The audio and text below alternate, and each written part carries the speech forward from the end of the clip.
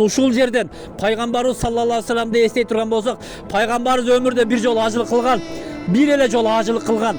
Ошол ажылыгы бул пайгамбар үчүн акыркы ажылык эле, биринчи жана акыркы ажылык. Ушул Арафатта, ушул жерге келгенде 100 миңден ашык сахабалар менен туруп, 100 миңден ашык сахабалар менен турган мезгилде ошол жерде акыркы аяттар түшүп, Курандын акыркы аяттары түшүп. Ал-яума акмалту лакум динакум ва атмамту алейкум ни'мати ва радиту лакумул ислама дина. Садакаллаху азим. Ушул аяттар түшөт.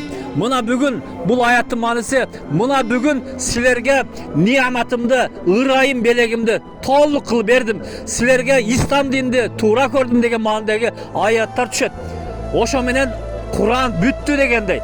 23 жылында Куран толук түшүп бүттү. Ошондо сахабалар 100 миңден ашык сахабалар ушундай кубанышат. Бир нерсенин бүтүшү сизге кубанычты алып келе беле? Албетте. Үйүңүз бүткөн болсо кандай кубанасыз? Туурабы? Bir окуучу, bir студентиңиз окууну бүтүргөн болсо кандай кубанасыз дегенде. Көрдүңүзбү? Сахабалар Куран толук бүттү. Бизге Аллах Таала ыра көрүп, ислам динибизди бизге толук кылып ушуну берди деген мааниде түшкөндө сахабалар кубанат. Бир гана зат, бир гана сахаба, алдагы пайгамбарыбыздан кийин халифа боло турган улуу сахаба Абу Бакир ыйлайт, боздоп ыйлайт. Анан сахабалар таң калат. Эй Абу Бакир, неге ыйлайсың? Бүгүн кубана турган күнгө дейт. Дегенде жок. Бүгүн кубана турган күн эмес дейт. Мына Курандын толук түшүшү, муну менен бүтүшү бул пайгамбарыбызга болгон чакырык дейт. Аллах Тааланын пайгамбарыбызга болгон чакырыгы. Бул пайгамбарыбыздын өлүмү дейт. Көрдүңүздөрбү? Бул Куран толук болгон болсо, пайгамбарлык вазифа бүттү. Мындан кийин пайгамбарыбыз кетет деген мааниде деп ыйлайт. Көрүңүздөрбү? Мына ошол жерде пайгамбарыбыз саллаллаху алейхи вассалам коштошуу ажылыгында акыркы осуяттарын айтып атат дейт. Бир канча неден турган осуяттарды айтат. Ошонун ичинде эң негизги маселелер, урматтуу бир туугандар, бул адеп ахлакка басымчысы. Бири-бириңердин ортоңордогу мамилени пайгамбар саллаллаху алейхи вассалам не кылат, козгойт. Ошондо эркектерге айтат. Эркектер деген мааниде сахабаларга карап айтат. Аллах Таала силерге аялдарды, чоочун бир аялдарды, Аллахты, пайгамбарыны, динди, шариятты ортого коюп туруп, аялдарды эмне кылып берди? Адал кылып берди. Кыяматта ошол аялдардан сураласаңар дейт. Эгерде бир аялдын көз жашынан адилеттик тактап айтканда акысын бербей, аны кийиминен, тамак ашынан, турак жайынан кандайдыр бир камсыз кылбастан аларды көз жашын агыза турган болсоңор, кыяматта ошого жооп бересиңер дейт. Көрдүңүздөрбү? Силер Аллах Тааланы ортого коюп ошону адал кылып алдыңар дейт. Урматтуу бир туугандар, бул жерде Аллах Таала бизге пайгамбар саллаллаху алейхи вассалам не деп айтат? Аллах Таала ушул айыңарды кандай харам кылган болсо дейт. Ал ай кайсыл ай эле? Зулхиджа айы дейт. Ажылык айы. 3 катардан харам айлар келет. Зулхиджа, Зулкада, Мухаррам 3 харам айлары. Анан биз турган Ражаб айы харам. Карасаңыздар, биз да харам айда турабыз.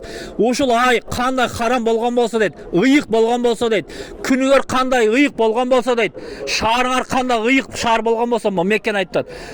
Ошондой эле бири-бириңердин акыңар дагы ошондой харам дейт экен. Намыс да ошондой харам дейт экен. Бир адам бул жөн эле, бул менин келиним эле, бул кызмат кылыш керек. Албетте кызмат кылат. Бирок бул да бир адам да, бирөөнүн кызы. Бул дагы келечекте бирөөнүн апасы болот, сизге окшош бирөөнүн энеси болот. Түшүндүңүздөрбү? Бул адамдын дагы кадыр баркы бар. Аллахтын алдында балким сизге караганда жогору болушу мүмкүн. Мына ошолор силерге харам деп атат. Көрдүңүздөрбү? Ыйык деп атат.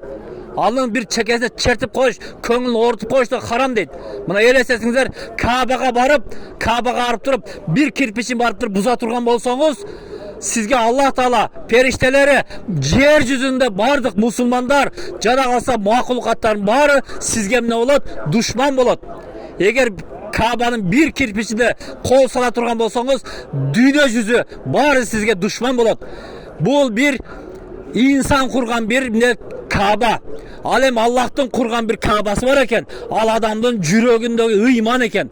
Мына ошол ыйман уялаган жүрөктү оорута турган болсоңуз, бир адамдын жүрөгүнө кол сала турган болсоңуз, анын акысын тебелей турган болсоңуз, ал адамдын көз жашын агыза турган болсоңуз, Ал адамды кайга сала турган болсоңуз, түшкө сала турган болсоңуз, бир чачын агарта турган болсоңуз, Аллах Таала баштап бардык маглукаттар сизге душман дегендей.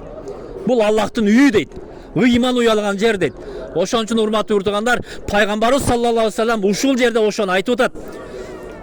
Малыңар кандай арам болгондой, жаныңар кандай арам болгондой, калган укуктар кандай арам болгондой эле бири-бириңердин неңер арам деп атат. Көрдүңүздөрбү? Анын түсү кара эле, сары эле, семиз эле, узун эле, андай эле, мындай эле, анын акчасы жок эле, башка жок. Ал адамбы болду, токто. Ал жерде токтош керек дегендей. Сизге аманат кылып берди ушул аялдарды. Демек ошого жооп бересиз дегендей. Көрдүңүздөрбү? Арамды дейт, арак дейт, уурулук дейт, зына дейт, ошол сыяктуу ширк дейт. Өзгөчө ушуларды токтотот. Булар харам дейт. Мындан кийин кыяматта ушуларга жооп бересиңер дейт. Силерге эки нерсе таштап баратам дейт. Биринчиси ма ин тамассактум бихима, эгер ошол нерсеге өтө бекем кармансаңар адашпайсыңар. Биринчиси Куран Карим, экинчиси менин сүннөтүм дейт, менин жолум дейт. Мына ошол эки нерсеге бекем кармансаңар адашпайсыңар дейт. Көрдүңүздөрбү? Ошон үчүн урматтуу уртугандар, пайгамбарыбыз саллаллаху алейхи вассалам кайра осуятын айтып атып, анан 3 жолу кайталайт. Хал баллагтукум, силерге жеткирдимби дейт экен. Сахабалар баары бир ооз менен хор мындайча баары сен жеткирдиң, аманатты жеткирдиң деген мезгилде Аллахума фашат дейт. О Аллахым сен күбө болгун. 3 жол айтат. Аллахым сен күбө болгун. Аллахым сен күбө болгун. Мына өзүлөр айтып атат дейт. Мен жеткирдим дейт. Көрдүңүздөрбү? Сизге бизге пайгамбарыбыз, сахабалар жеткирдиби? Сиздин мойнуңузда дагы. Пайгамбар эмне дейт? Могул жерде олтургандар, уккандар, келбегендерге, жетпегендер жеткирсин дейт. Ошолор уксун дейт. Сиздерге ошол нерсе жүктөлдү дегендей. Көрдүңүздөрбү? Бул жерге ар кимге насип кылбайт экен, урматтуу уртугандар. Ошон үчүн кайрадан айтам, бул жерде эмне бар экен? Моюн сунуу бар экен. Моюн сунуу деген, итаат деген нерсени сабак алат экенбиз. Моюн сунуу бул Аллахтын буйругу. Алла Таала ушуну буйрудубу, аткаралы. Алла Таалам тыйдыбы, анда ошол күнөөдөн тыйылалы дегендей. Көрдүңүздөрбү? Ошон үчүн Адам ата келип тообасын кылды. Шайтан кылымдар өттү. Кыяматка чейин эмне болбойт экен, моюнга албай келет дейт. Кудай сактасын. Аллахтын пайгамбарларынын көрсөткөн жолунда, сахабалардын көрсөткөн жолунда жүрүү менен биз өзүбүздүн ыйманыбызды куткарат экенбиз. Жок эгерде шайтан бизден дагы алым болгон. Шайтан канча деген, не деген алым болгон. Бирок караңыздар, өтө маанилүү нерсе. Эгерде атак, даңк, урмасы, фазилет эгер илимде болгондо, анда шайтан эң фазилеттүү, эң атак даңктуу, эң кадыр бартуу болмок дейт. Ал илим өтпөйт экен. Ал жерде эмне бар экен? Итаат деген нерсе бар экен. Моюн сунуу деген нерсе бар экен. Ошол моюн сунуу менен Адам ата өзүн куткарды, шайтан ошол эмнеден жыгылды дегендей. Көрдүңүздөрбү? Ошон үчүн урматтуу уртугандар, кайра айтам, дуа кылалы. Ушул жерге умура менен эмес, чоң ажылык менен келгенде, ошондой эле сиздин, биздин урпактар да ушул жерге келип, Адам атабыз тартып келген, пайгамбарыбызга чейин канча пайгамбарлар келген болсо, сахабалар, андан кийинки аалымдар келген болсо, биздин урпактардан келсин деп дуа кылалы иншалла.